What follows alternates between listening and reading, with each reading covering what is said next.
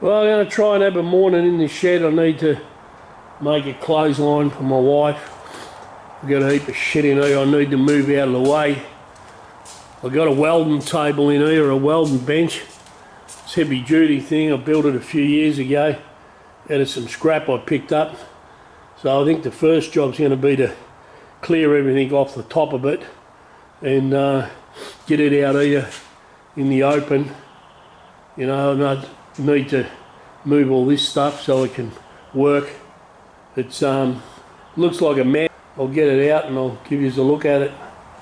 I've got to make up some posts for a clothesline, so I'll get this out and do it. There's a few other things. While I got it out, I might weld a couple of pegs on here, then I can put discs and things on it like I've done there, and before I put it away I'll clean out under there and see what I can chuck out. It's another little workstation I built. Picked that old frame up and laying around the farm when I bought it, and I put a bottom on it, put some casters on it, got a drill press on there, and I got a cut-off saw on here. It's a slugger. It's a really good unit. This has done a lot of work. Blades are a bit there, but you wouldn't go back. It's cold cut. Wouldn't go back to a friction cutter. Also on this one, I'll put a drawer under here, keep all my drill bits in there, that type of stuff. Underneath, keep clamps underneath, keeps them out of the way. It got a heavy plate on there. I can belt shit on it. If you have a look there, there's a couple holes in it. And these holes in the back, they're full of wasp mud. Again, around here, anything that's got a hole in it gets wasps in it. If you talk too much, you got your mouth open too long, you'll get wasps in it. So I better shut up, do some work. Just back around to here. That's the pole that I'm going to use for the posts. We'll cut that down to about 2 metres. I've got some brackets there. I'll give them a clean up, weld them on. I'll probably weld on like that. I'll probably put a little shark fin on it just to give it some support. I'll clean them up. I'll show you that as I go. Got an old cat lives in the shed. She used to belong to me dad. He called her Tabby. I don't know why. She's not really a tabby, but that was always her name. After he passed on, she decided she didn't want to live in the house anymore, so she moved into the shed. She lives on that chair, gets a couple meals a day. If you cut a lot of steel, you know, this is one of the best investments you'll make, a good cold cut saw. This one's about $1,000, but well worth it.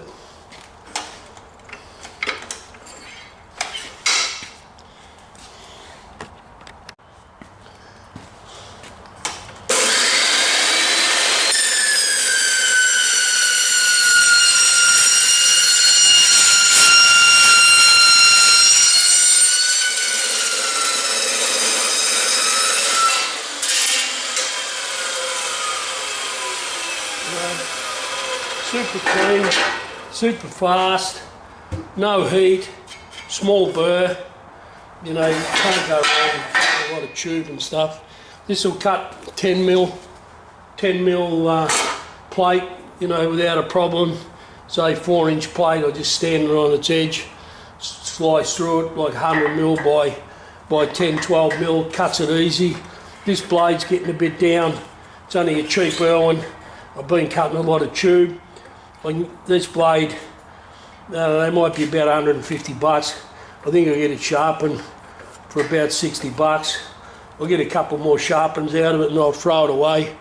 The good slugger blades, they're probably worth about 300. They don't last much longer than the cheap blades, so easy to go that way. This is Jerry. Jerry's a house cat. He wants to be a shed cat. He comes in all the time. And sometimes he fights with Tabby, and sometimes they're the best of friends, and other times they're scrapping. But his mum spoils him rotten, so he's got an air tag and he has to come in every night. But he's a pest when he's out here, but they don't mind him too much. keeps me company. So I bought these little plates at a steel place. I'm going to weld them onto the bottom. I'll just clean up a few burrs on them first. Clean the Duragal off the end of that pipe, make it easier to weld it.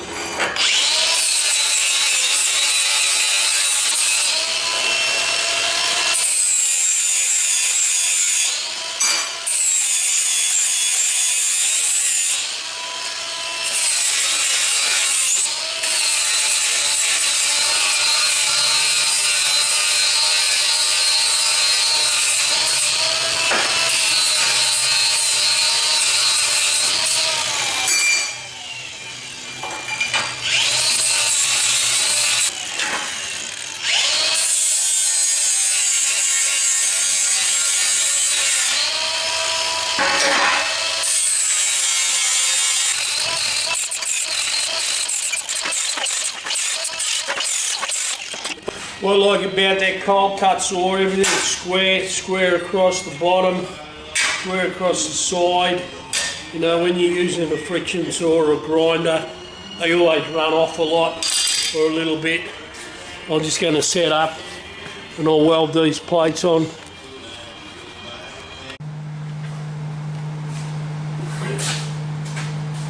Well, I don't profess to be a good welder. I get by, I'm self-taught. Sometimes I'm using this anti-splatter when I'm working with Duragal. What I'll do, I'll weld this all around. I'll just put a couple of tacks on the side there to just so it doesn't bend out as I whack a bit of heat in the top.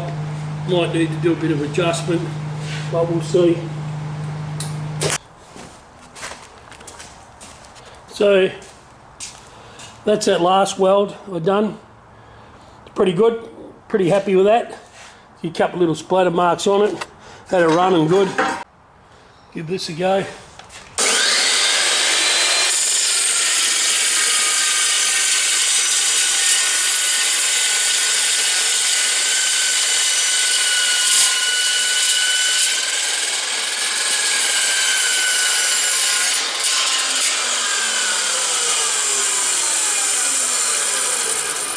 There it is, nice and cut.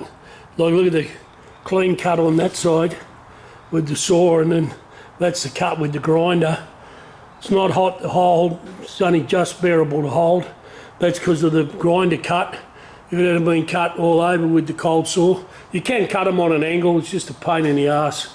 Just easy to cut it with the grinder. Now I'll clean them up and come back to you when I'm about to weld them on. Well, I got the little brackets made. Just got to weld them on. This will be a little bit challenging because I'm going to have to do some vertical welds as well. But give them a bit of anti-splatter. Another product that I use as well, which is this gel, and you can whack that on the nozzle of your torch, and that stops shit building up inside it. So I'll dip that in there and get that going. It works better when the torch is hot. Anyway, we'll get that happening in a second. I've just got to set this up. I might just try and earth onto the bench, keep that earth out of the way, and just plug back in.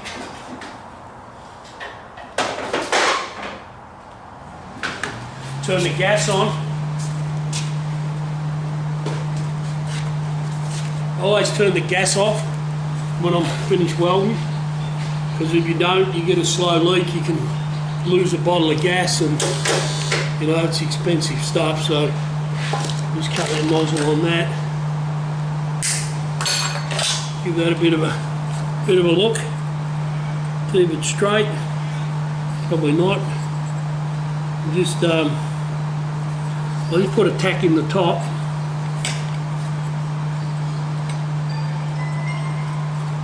We'll put a tack in there.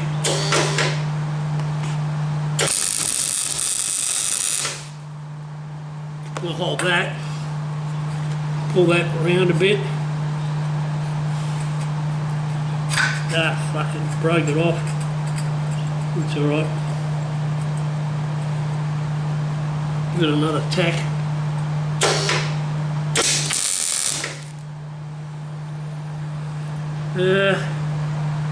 Getting a bit of splatter for some reason, I don't know why. I'll just check the gas.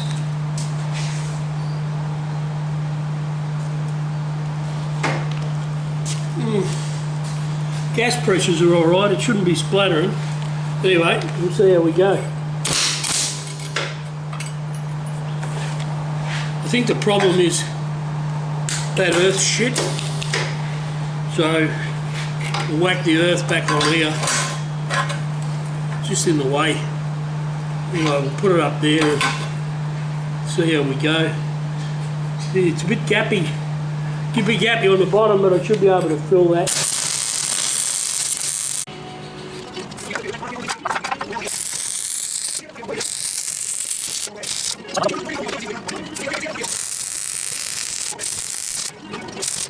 Well, that one I grounded the gal or the Duragal off the post and have a look at that weld. Pretty happy with that. So I should have done it on the first one, that's why I was getting so much splatter. But anyway, learn a lesson. But the next problem I have is I drilled them out to put these brackets on, and I got M10 bolts to put on them, but bloody heads are too fat and the socket doesn't fit in that opening, so I've got smaller bolts. Now I've got M8s and they'll fit in, but the hole's too big, so now I've got to put washers on them, and I've done an extension on the spanner to go on the inside because I can't reach into these two bottom ones. So if I stick that in the end there, I can reach through and get that. So, but I need two hands to do this, so I'm turning yours off. I'll show you how it goes when it's finished. Yeah, I touched them up with a bit of spray pack, cleaned up all right. That one I'll give it another little hit, but still would have thought of little caps with them to cover them, but not to be. It's a big day for Tabby today. It's Sunday. She's resting. She doesn't do anything anyway, so doesn't matter. She's happy. This is the pad where the clothesline's going. Poured this a few years ago. That's how long this project's been in the works for. But anyway, we'll get into it and we'll get it done this time.